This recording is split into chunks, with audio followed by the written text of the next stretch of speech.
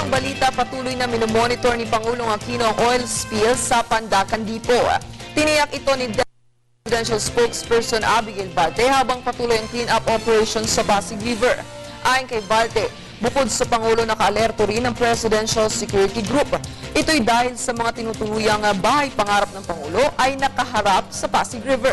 Sa kabila nito, hindi naman nagdesisyon ng PSG na ilikas ang Pangulo. The PCG is continuing the cleanup operations. They have put in place oil booms to prevent spillage. And so far, they're targeting. Ngayon po kasi may mga water lily daw na naapektuhan at kailangang linisin din po yun. The ECC has already been cancelled by DENR, Yes, or at least suspended.